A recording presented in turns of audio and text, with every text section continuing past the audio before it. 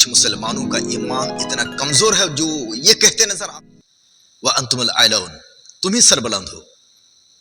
قرآن نے تو کہا کہ ہم سربلند ہیں، ہم مسلمان ہیں، مگر ہم سربلند تو نہیں ہیں، ہم ہر جگہ ذلیل و خوار ہیں، ہماری عزتیں تار تار ہیں، دولتیں لوٹی جا رہی ہیں، عصمتیں لوٹی جا رہی ہیں، ہمارے گھر بلڈوز کیے جا رہے ہیں، جگہ جگہ ہمیں روک کر کے مارا پیٹا جا رہا ہے، موب لنچنگ کا ہم شکار بن رہے ہیں، تو پھر وَأَنْتُمُ الْأَعْلَوْنَ کی تفسیر کہاں چلی گئی؟ میرے بھائی، اس سوال کو کرنے سے پہلے آپ اللہ کا کلام مطالعہ کرتے تو وہی قرآن کہتا ہے ان کنتم مؤمنین ولا تہنوا ولا تحزنوا وانتم الاعلون ان کنتم مؤمنین، نہ سست پڑو نہ گھبراؤ، نہ سست پڑو نہ گھبراؤ، تم ہی سربلند ہو اگر تم مومن ہو۔ تو کیا ہم پکے سچے مومن ہیں؟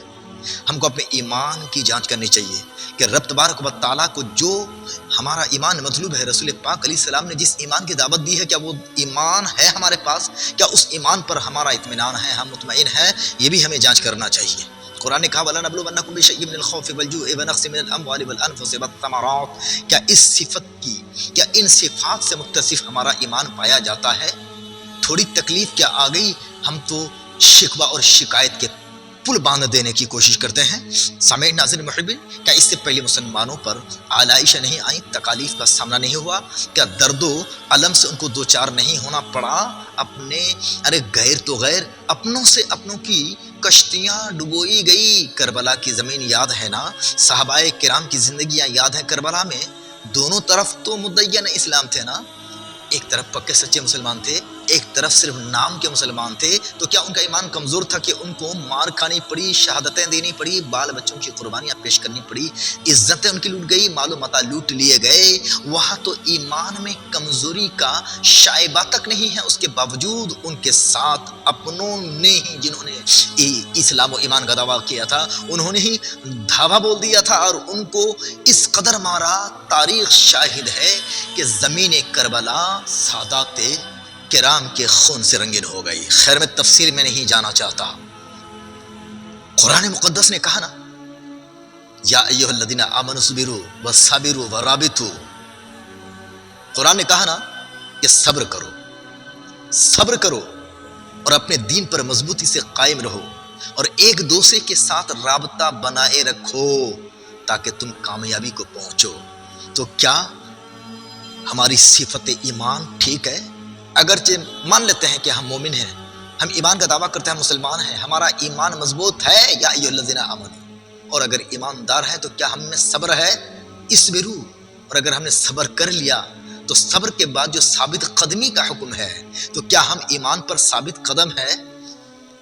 ایمان پر ثابت قدمی کے ساتھ ہمارا آپسی جو رشتہ ہے، مسلمانوں کا، ایمان والوں کا جو آپسی رشتہ ہے بھائی چارگی کا، کیا ہمارے رشتے ناتے، ہمارے تعلقات استوار ہیں، مضبوط ہیں؟ نہیں ہے نا۔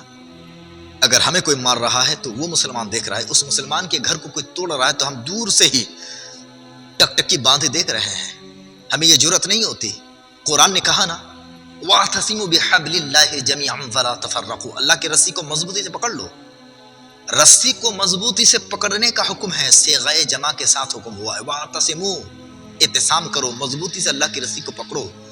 کیا سارے مسلمانوں نے اللہ کی رسی کو پکڑا ہے؟ ہر ایک نے اپنے اپنے حساب سے رسی بنا لی ہے، اور یہاں تو اللہ کی رسی کو پکڑنے کا حکم ہے۔ اللہ اکبر، اللہ کی رسی کو پکڑنے کی ایک زندہ مثال بھوپال کی سرزمین پر ہے، جہاں اللہ رب قدیر کی شان میں گستاخیاں کی گئی اور ایک نوجوان مسلمان کو زدوکوب کیا گیا اور ان کو مار پیٹ کرتے ہوئے کہا گیا کہ کہاں ہے تمہارے اللہ کو بلاؤ، تمہارے اللہ کو بچانے کہو۔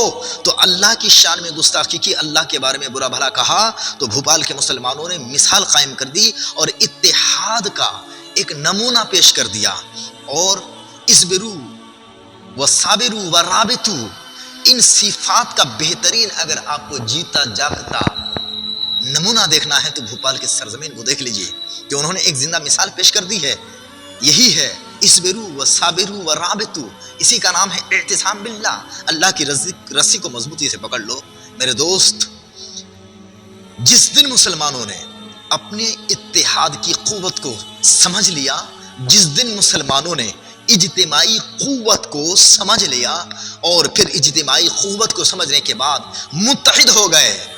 جس دن مسلمانوں نے اپنے اتحادی قوت کو اور روحانی قوت کو مجتمع کر کے مسلمان آپس میں ایک دوسرے کے حمایتی بن گئے اور سینہ سپر ہو گئے، سنویدھان کو سامنے رکھتے ہوئے، قرآن و احادیث کے آئین کو سامنے رکھتے ہوئے اگر آپ متحد ہو گئے تو دنیا کی گولیاں، دنیا کے بم میزائل آپ کا کوئی کچھ بگاڑ نہیں سکتے، مگر آپ نے اجتماعی قوت کو اور اجتماعی اعتصامی و روحانی قوت کو آپ نے برباد کر کے دور دور سے چلانا شروع کر دیا ہے۔ آپ متحد ہو جاؤ۔